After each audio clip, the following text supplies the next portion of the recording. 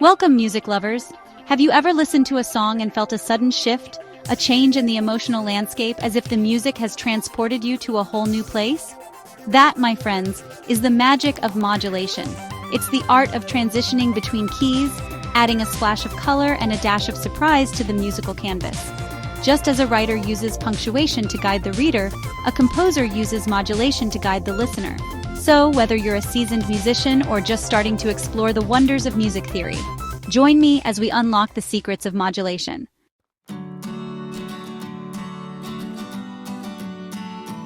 Imagine you're walking along a path, and each step you take represents a different note in a musical scale. You might start in the key of C major, a bright and cheerful key, feeling the sun on your face as you stroll along. But then, the path takes an unexpected turn. You find yourself stepping onto stones that lead you towards a different key, perhaps the relative minor, a minor. Suddenly, the mood shifts, becoming more introspective and mellow, like the gentle shade of a willow tree. That, in essence, is what modulation does in music.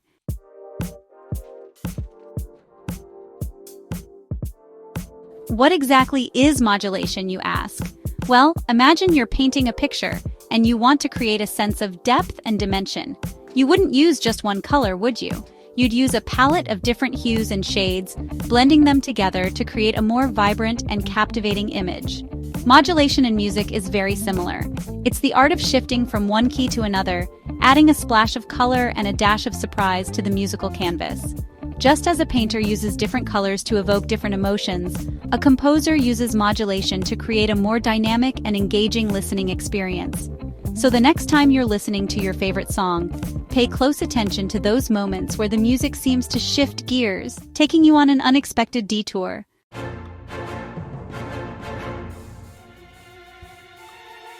Now you might be wondering, why bother with modulation at all? Why not just stick to one key and call it a day? Well, imagine reading a book where every sentence sounded exactly the same, with no variation in tone or rhythm.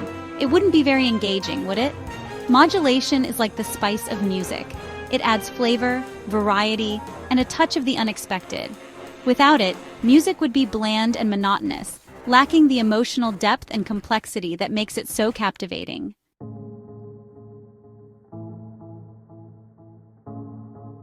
Just like a painter has a variety of brushes and techniques, composers have different types of modulations at their disposal, each with its own unique flavor and effect. Let's explore a few of these colorful key changes. First, we have diatonic modulation, which is like taking a leisurely stroll to a neighboring key. It involves using chords that are common to both the original key and the new key, creating a smooth and natural transition. Then there's chromatic modulation, which is a bit more adventurous, like taking a shortcut through the woods. It involves using chords that contain notes outside of the original key, creating a more dramatic and unexpected shift. And finally, we have enharmonic modulation, which is like stepping through a magic portal into a completely different sonic world.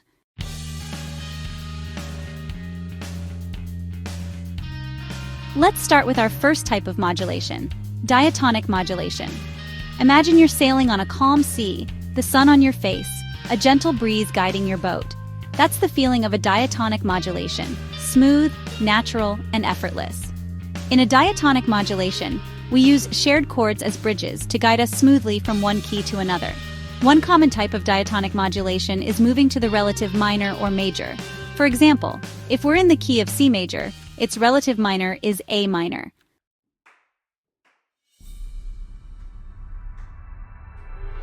Now let's turn up the heat a bit with chromatic modulation. Imagine you're walking through a forest and you decide to stray from the beaten path. That's the feeling of a chromatic modulation, a bit more adventurous, a bit more unexpected, and definitely more colorful. Unlike diatonic modulations, which stick to the familiar chords within a key, chromatic modulations venture outside the lines, using chords borrowed from other keys to create a more dramatic and surprising effect. Composers often use chromatic modulations to create a sense of tension and release, leading the listener on a roller coaster of emotions.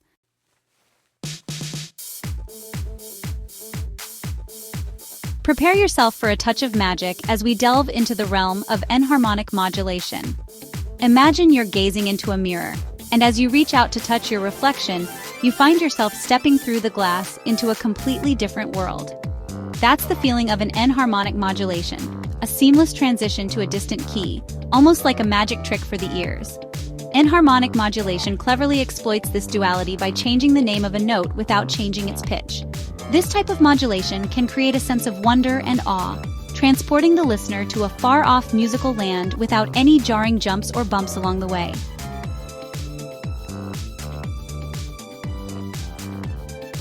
Now that we've explored the different types of modulations, you might be wondering, how do composers actually pull off these key changes without making our ears cringe?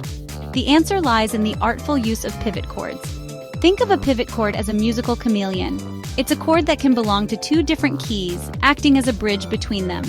When modulating, composers strategically place a pivot chord at the end of a phrase in the original key. This chord then seamlessly transitions into the new key, creating a smooth and natural-sounding modulation. The art of choosing and placing pivot chords is essential for creating smooth and effective modulations.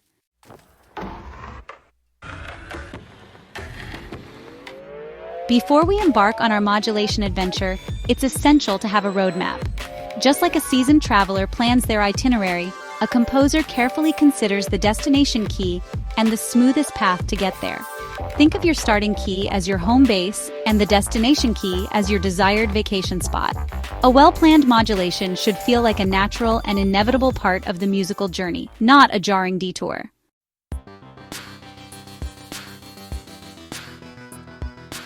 Now that we have our roadmap, let's talk about some techniques for ensuring a smooth and enjoyable ride.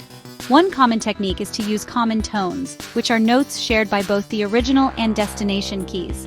These shared notes act as sonic anchors, providing a sense of continuity and familiarity during the transition. Another technique is to use passing chords, which are chords that connect the pivot chord to the new key.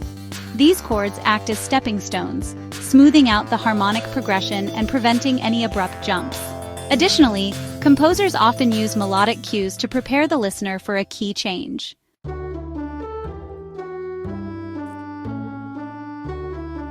Just as certain roads are known for their scenic beauty, certain chord progressions are particularly effective for modulation. These progressions act as musical bridges, smoothly transporting the listener from one key to another with elegance and grace. One such progression is the TVI progression, a staple in jazz and classical music. Another common progression is the IVVI progression, often used in pop and rock music. And let's not forget the VIVI progression, a favorite in ballads and romantic music. By mastering these common chord progressions and understanding their emotional impact, you'll have a toolkit for crafting smooth and effective modulations in your own music.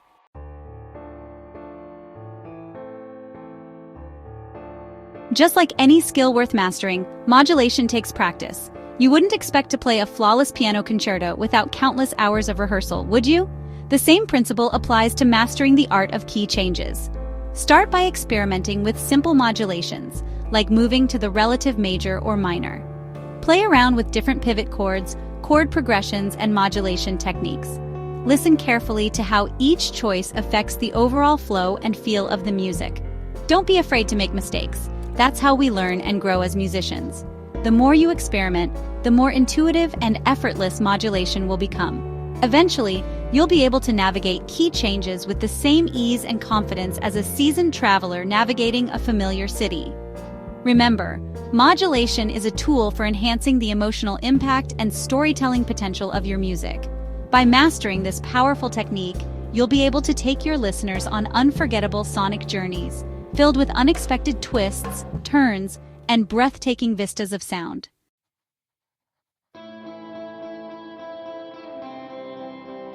Let's dive into the real world. Think of your favorite songs. Ever noticed how some just grab you?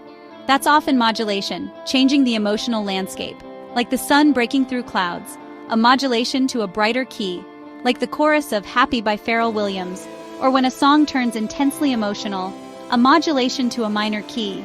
Think of Adele's Someone Like You. Modulation isn't just about major and minor, it can create subtle shifts too. The Beatles used modulation to add twists and turns. Listen closely and you'll hear these key changes. It's like understanding a secret language, revealing the hidden structure and emotional depth.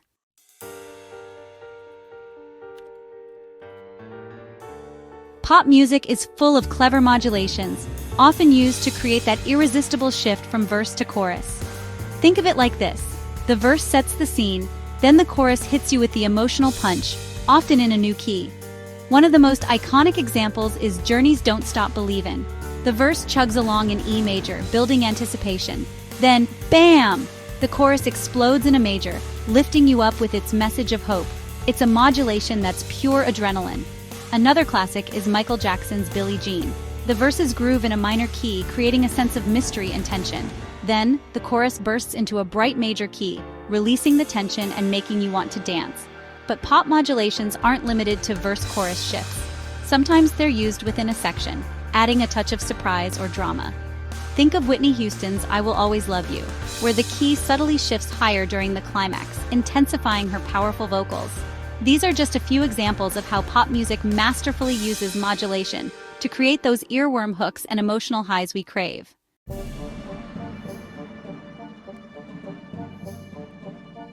Modulation isn't confined to pop music. It's a fundamental tool in nearly every genre, adding depth and character to musical storytelling. In classical music, modulation is used to create grand dramatic arcs and emotional journeys. Think of Beethoven's Symphony No. 5, where the opening motif appears in different keys throughout the symphony, transforming its meaning and impact. Jazz musicians use modulation to create improvisation and surprise. They might start a song in one key, then effortlessly modulate to another, following their musical whims and taking the listener on a spontaneous adventure. Even film scores use modulation to heighten emotional impact. Think of the soaring themes of John Williams' Star Wars score, shifting keys to emphasize heroic moments and epic battles. From the intricate modulations of Baroque music to the unexpected twists and turns of modern electronic music, modulation is a universal language that transcends genres and speaks directly to our emotions. By exploring music from different cultures and time periods, you'll discover a world of inspiration and uncover new ways to use modulation in your own musical creations.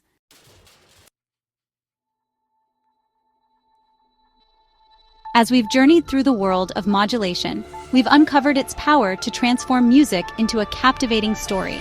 Like a skilled author, a composer uses modulation to evoke emotions, leading the listener on an unforgettable adventure. Music is a journey we can all take, not just as listeners, but as creators. You don't need to be a Mozart to craft a chord progression that shifts from joyful to wistful, or to feel the thrill of a pivot chord that transports your listeners to a new sonic landscape. A composer's journey begins with a single chord. That chord holds the potential for an entire universe of musical possibilities. With each modulation, that universe expands, revealing new vistas of sound and emotion. Embrace modulation as an invitation to explore boundless creativity within yourself.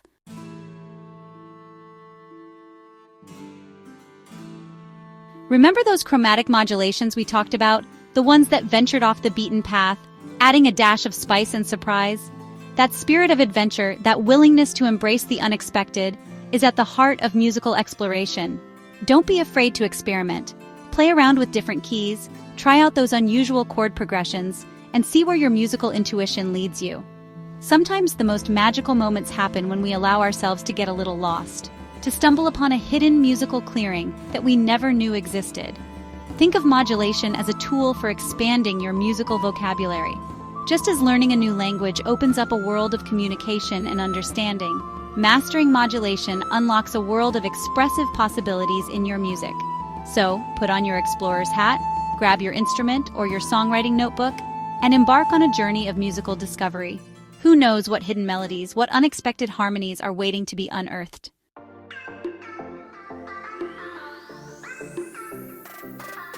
We started this journey as music lovers, and now I invite you to embrace your identity as music creators.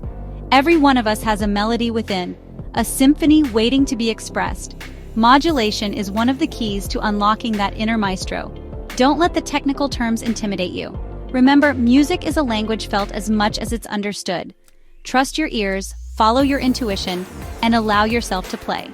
The more you experiment with modulation, the more natural and instinctive it will become. Start by analyzing the music you love. Listen for those key changes, those moments that send shivers down your spine or make your heart soar. Try to identify the techniques used, the pivot chords, the chord progressions. By understanding how master composers use modulation, you'll gain valuable insights to apply to your own music. And most importantly, have fun. Music is a gift, a form of expression that transcends language and cultural barriers. So embrace the joy of creation, experiment with abandon, and let your musical voice be heard.